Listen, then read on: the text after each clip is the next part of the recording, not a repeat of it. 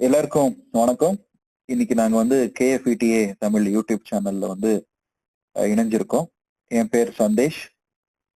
என்னோட நேம் வந்து நாராயணன். ஸோ நாங்க 2 பேரும் வந்து பாத்தீங்கன்னா இப்போ தொடர்ந்து வந்து நிறைய பொருளாதார ரீதியான தகவல்களையும் சேமிப்பு குறித்த தகவல்களையும் அதே போல வந்து பாத்தீங்கன்னா பங்குச்சந்தை குறித்த தகவல்களையும் இன்னும் பல விஷயங்களை வந்து இந்த ஒரு யூடியூப் சேனல்ல வந்து நாங்க விவரமா வந்து நேயர்களுக்காகவே சில கேள்விகளுக்கு வந்து பதில்களை வந்து அளிக்கிறது விதமாக இந்த ஒரு யூடியூப் சேனல் வழியாக உங்களிடம் நாங்க வந்து சந்திக்கிறோம்.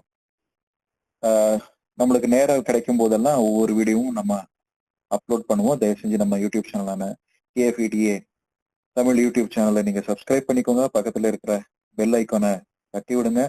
நோட்டிபிகேஷன் அப்பப்போ கிடைக்கும். அதுக்கு ஏற்றபடி நீங்க வந்து பாத்தீங்கன்னா நம்மளுடைய வீடியோஸ்ல வந்து சிறப்பான தகவல்களை வந்து நீங்க பெற்றுக்கொள்ளலாம்.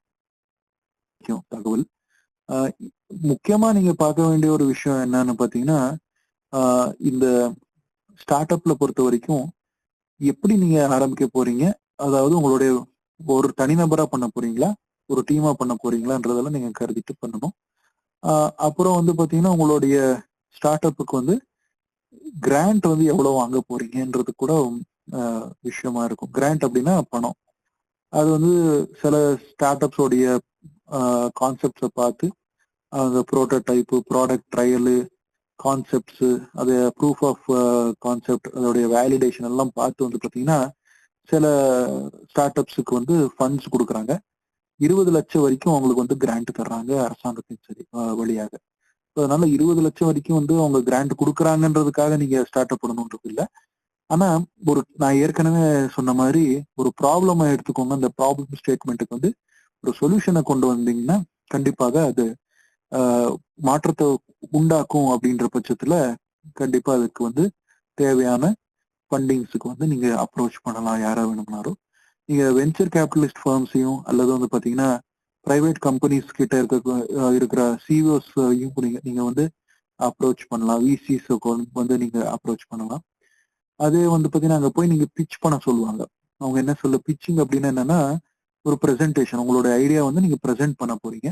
அந்த பிச் டெக் அப்படின்வாங்க. பிச் டெக் அப்படின்னு பாத்தீங்கன்னா அந்த ப்ரெசன்டேஷன் சொல்லுவாங்க.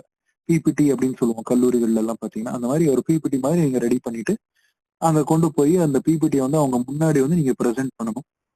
ப்ரெசென்ட் பண்ணும்போது A to Z உங்களோட ஸ்டார்ட் அப் பத்தின தகவல் அனைத்தும் வந்து நீங்க சொல்லணும்.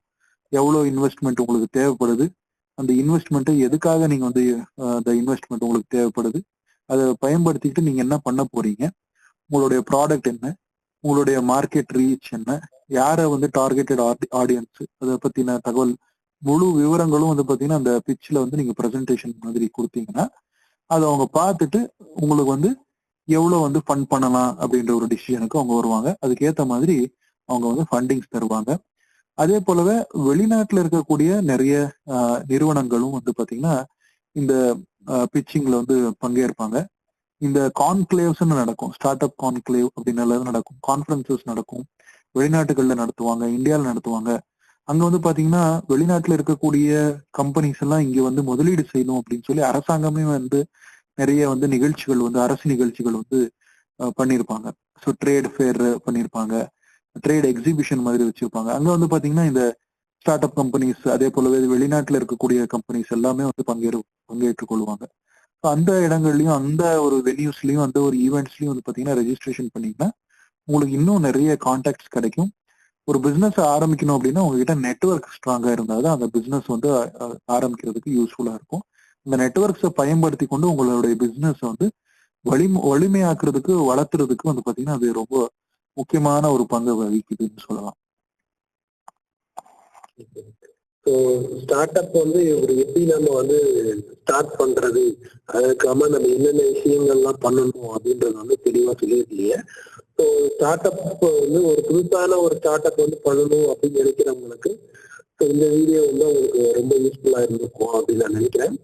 ஸோ இந்த வீடியோ பார்க்கறவங்களும் உங்களோட ஃப்ரெண்ட்ஸ் யாராவது இருக்காங்க ஸ்டார்ட் அப் பண்ணணும்னு நினைக்கிறாங்க அப்படின்னா இந்த வீடியோ வந்து அவங்களுக்கு கண்டிப்பா ஷேர் பண்ணுங்க. ஸோ அவங்க வந்து பார்த்தாங்க அப்படின்னா உங்களுக்கு ஒரு கைடு மாதிரி இருக்கும் அப்படின்னு நான் நம்புறேன். ஸோ கண்டிப்பா ஒரு ஃப்ரெண்ட்ஸ் யாராவது ஸ்டார்ட் அப் பண்ணணும்னு நினைக்கிறாங்க அப்படின்னா இந்த வீடியோ வந்து உங்களுக்கு ஷேர் பண்ணுங்க.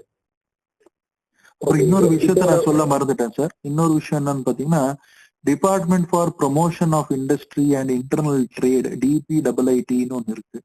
அது வந்து ஒரு அரசு சார்ந்த ஒரு இது. அவங்க என்ன செஞ்சிருக்காங்கன்னா, இப்போ ரீசெண்டா இந்த ஜனவரியில தான் அனௌன்ஸ் பண்ணியிருக்காங்க, start up India seed fund அப்படின்னு சொல்லி, SISFS அப்படின்னு. அந்த சீடு ஃபண்ட்ல வந்து பாத்தீங்கன்னா சுமார் 945 கோடி ரூபாய் வந்து ஒதுக்கி வச்சிருக்காங்க. அந்த 945 கோடி எதுக்கு அப்படின்னு பாத்தீங்கன்னா, பினான்சியல் அசிஸ்டன்ஸ் தனிப்பட்ட முறையில ஸ்டார்ட் அப்புக்கு அவங்களுடைய அந்த ஸ்டார்ட் அப்புடைய அந்த கான்செப்ட் அது அல்லது அந்த ப்ரோட்டோடைப்போ இல்ல டெவலப்மெண்ட்டோ அது அல்லது வந்து பாத்தீங்கன்னா ப்ராடக்ட் ட்ரையல்ஸ், மார்க்கெட் என்ட்ரி, அந்த ப்ராடக்ட் வந்து மார்க்கெட்ல கொண்டு வந்து அது எப்படி கமர்ஷியலைஸ் பண்றதுக்கு, இது அனைத்துக்கும் வந்து தனிப்பட்ட முறையில வந்து நிதி ஒதுக்கீடுக்காகவே இந்த DPIIT வந்து இந்த ஸ்டார்ட் அப் இந்தியா சீடு ஃபண்டை வந்து ஒதுக்கியிருக்காங்க 945 கோடி ரூபாய்க்கு. அது வந்து கண்டிப்பா நிறைய பேருக்கு கண்டிப்பா யூஸ் ஆகும். அதை பத்தின தகவல் நீங்க தெரிஞ்சுக்கலாம். சரி நேயர்களே, இந்த தகவல் எல்லாம் உங்களுக்கு பிடிச்சிருக்கும் நாங்க நம்புறோம், கருதுகிறோம். அதுக்கேற்ற மாதிரி வந்து பாத்தீங்கன்னா உங்களுக்கு சில கேள்விகள் ஏதாவது இருந்துச்சுன்னா கமெண்ட் வழியாக வந்து தயவு செய்து பேசவும், நம்மளுக்கு வந்து தகவல்களை வந்து நீங்க அனுப்பவும். உங்களுக்கு இந்த வீடியோ பிடிச்சிருந்தது அப்படின்னா சப்ஸ்கிரைப் பண்ணுங்க, லைக் பண்ணுங்க. வேற ஒருத்தவங்களுக்கும் இது யூஸ்ஃபுல்லா இருக்கும், அவங்களுக்கும் தெரியணும் அப்படின்னு நினைச்சீங்க அப்படின்னா அவங்களுக்கு ஷேர் பண்ணுங்க. உங்களோட கமெண்ட்ஸ் ஏதாவது இருந்தது, நீங்க தெரிஞ்சுக்க வேண்டியது ஏதாவது இருந்தது, உங்களுக்கு கொஸ்டின் ஏதாவது இருக்கு அப்படின்னா அதை வந்து எங்களோட கமெண்ட் பாக்ஸ்ல போடுங்க.